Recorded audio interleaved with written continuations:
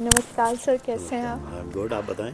Sir मैं भी अच्छी हूँ। सर आज जो ये कॉन्फ्रेंस 24 हुआ है, तो इसका मोटिव क्या था, इसका विज़न क्या था? नहीं, ये एक प्लेटफॉर्म है जो यूनिवर्सिटी का इनिशिएटिव है कि भाई क्या होता है कि गैप रह जाता है जब बच्चा स्कूल से और हायर एजुकेशन के लिए आता है, तो बच्चा कई बार हम देखते हैं प्रिपेयर्ड नहीं होता हायर एजुकेशन के लिए। जी सर। वो या तो बहुत प्रोटेक्टेड होता है या उसको अवेयरनेस की बहुत कमी होती है। तो ये सारी समस्याएं जो हम देखते रहे हैं ईयर ऑन ईयर, तो हमने एक ये प्लेटफॉर्म क्रिएट किया है जहाँ हम स्कूल के एडमिनिस्ट्रेटर्स, टीचर्स, प्रिंसिपल्स उनको इनवाइट करते हैं, उनसे विचारों का आदान प्रदान करते हैं और ये समझते हैं कि क्या स्कूल लेवल पर किया जा सकता है ताकि जब बच्चे यूनिवर्सिटी पर आएँ तो उनकी अवेयरनेस लेवल्स, उनकी प्रिपेयर्डनेस फॉर हायर एजुकेशन, उनकी सेल्फ मोटिवेशन वो बहुत बेटर हो, है ना। और उसी तरीके से हमें भी पता चलता है कि यूनिवर्सिटी को क्या करना है ताकि हम बेटर से बेटर उन बच्चों की एस्पिरेशंस को मीट करने के लिए काम कर सकें। तो सर ये आप काफ़ी सालों से आई थिंक कर रहे हैं। हाँ, कुछ टाइम इसको हो गया है जी।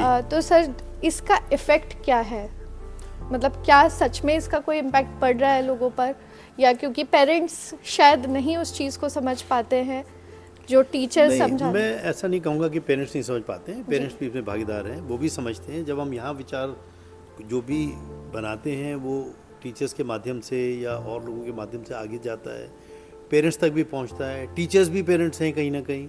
तो ये कहना कि पेरेंट्स नहीं, ऐसा नहीं है।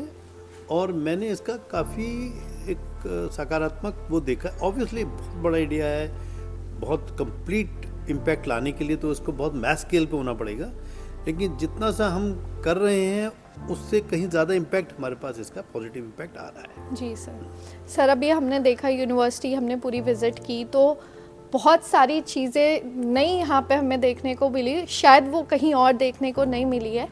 तो ये विज़न को तो आप लेकर के आगे बढ़ ही रहे हैं, आगे का और क्या है यूनिवर्सिटी को अगले 5 सालों में आप कहाँ देखते हैं?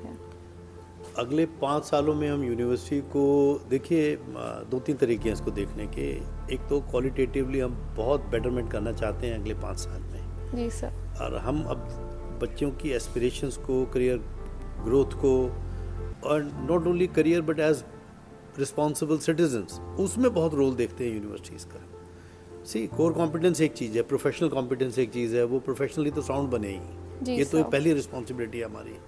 लेकिन इससे ज़्यादा रिस्पॉन्सिबिलिटी ये है कि 5 सालों में एटलीस्ट हम इन बच्चों को जो हमारे वैल्यू सिस्टम्स हैं, जो हमारी रिस्पॉन्सिबल सिटीजन या वैल्यूज़ हैं, जैसे एनवायरनमेंट को लेके है, वेमेन को लेके है, उन एरियाज़ में भी सजग करके भेजें ताकि एक बहुत बेटर आउटपुट से वो सोसाइटी के बीच में जाएं। तो 5 साल में सबसे ज़्यादा इम्पैक्ट हम इस एरिया में करना चाहते हैं and obviously want to grow as a university. वो तो हम करेंगे और रोड मैप उसका हमारा तैयार है। और सर एनईपी का क्या रोल है इसमें, मतलब एनईपी को आप किस तरह से देखते हैं कि ये हमें? आई थिंक एनईपी तो अब हमारा एक गाइडिंग फैक्टर बन चुका है, एक हमारी बाइबल बन चुका है, हमारा ग्रंथ बन चुका है, उसको हम क्लोजली रेफ़र करते हैं। उसमें मतलब इतने फैक्टर्स हैं, अगर उसको ढंग से उसको रेफ़र करके अपनी डिसीजन मेकिंग करेंगे तो हम वी कांट गो रॉन्ग। जी सर। और हम नेशनली नहीं इंटरनेशनल सिस्टम में भी सीमलेसली इंटीग्रेट हो जाएंगे।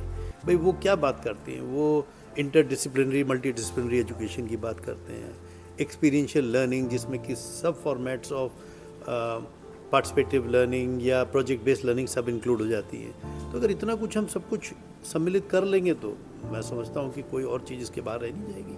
बहुत कॉम्प्रिहेंसिव डॉक्यूमेंट है। Thank you so much sir. Most welcome, thank you.